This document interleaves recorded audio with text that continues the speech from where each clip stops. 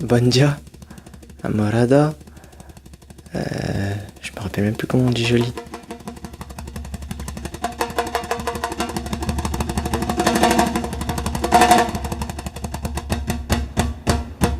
Quand je suis arrivée au Brésil, ce que j'ai ressenti, j'étais beaucoup émue. Ça change de la France. La température est montée comme ça d'un coup. Pour moi, c'est le pays du football et j'ai toujours rêvé d'y aller.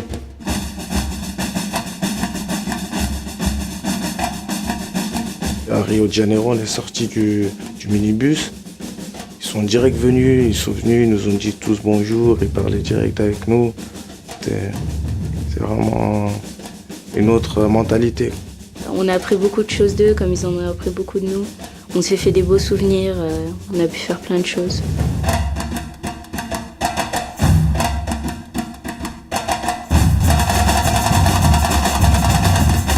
Pendant le séjour au Brésil, je pense qu'il n'y a pas un jour où on n'a pas joué au foot, je crois, en fait.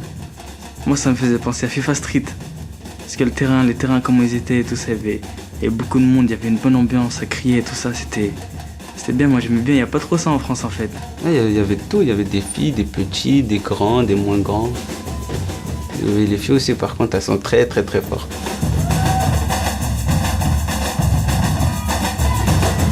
Et depuis que je voyage, je suis devenue plus sociable. Je vois des gens qui sont en difficulté, je vais les aider. Alors qu'avant, jamais j'aurais pu faire ça.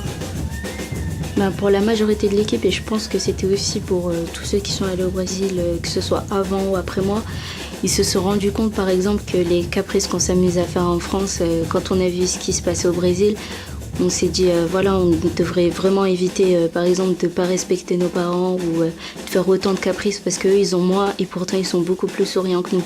Enfin, on a appris beaucoup de choses, surtout au niveau du fait que ce qu'on a en France c'est énorme par rapport à eux. Enfin, et qu'on devrait plus sourire aussi. Il y avait un mot qu'on disait tout le temps, parce qu'on leur disait tout le temps merci.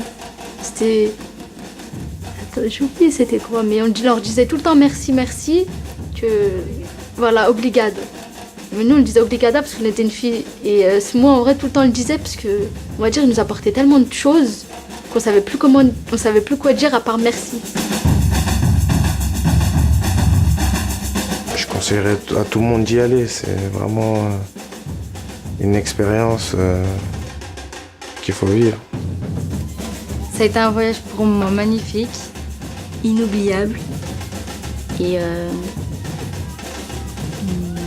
unique.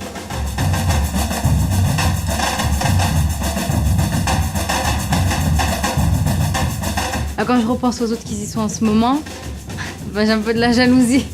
Parce que j'ai envie de repartir et ça manque beaucoup. J'espère vraiment que je vais y retourner un jour.